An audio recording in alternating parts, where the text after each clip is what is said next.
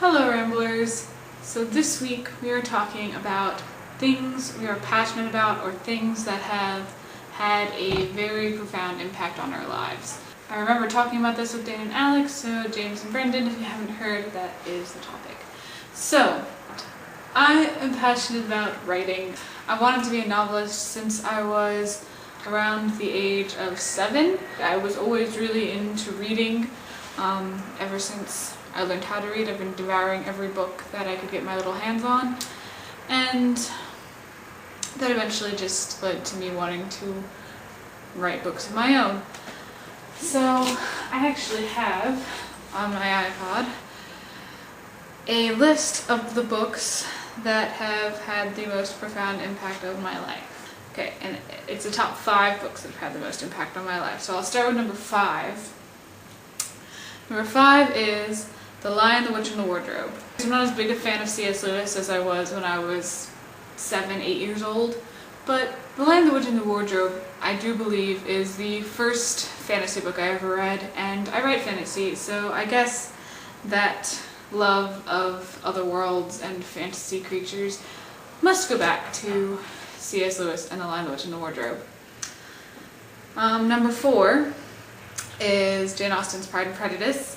I'm a huge fan of Jane Austen. I'm taking a class on Jane Austen. I first read Pride and Prejudice in middle school, I do believe, and I think I've read it 4 or 5 times since then.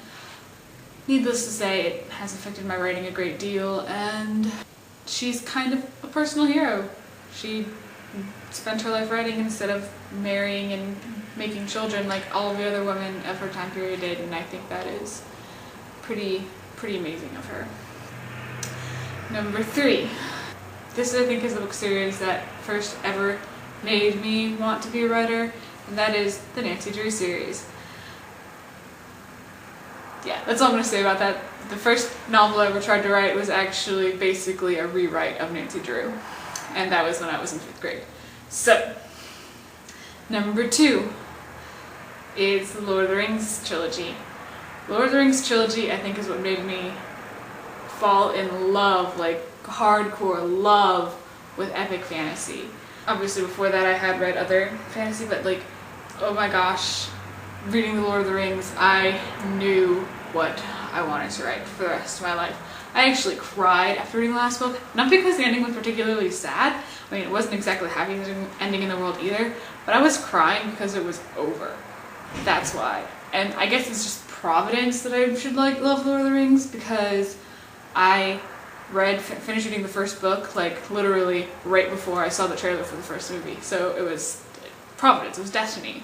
I'm meant to love the Lord of the Rings. Number 1 is, of course, and I'm sure this is no surprise to anybody, but Harry Potter. Harry Potter pretty much has defined my childhood, defined my life up until this point.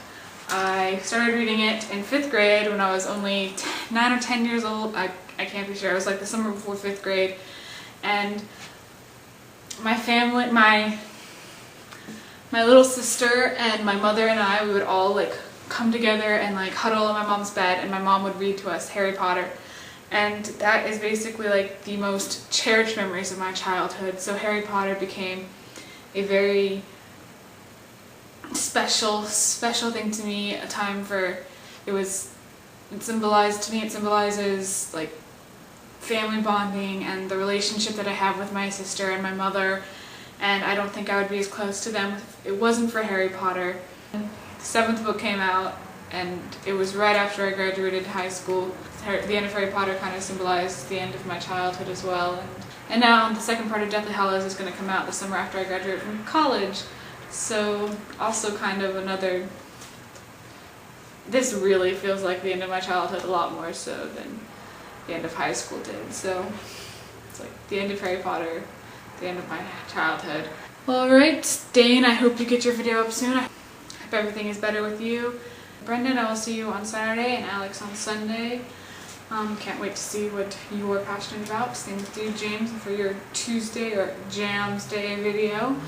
So, bye.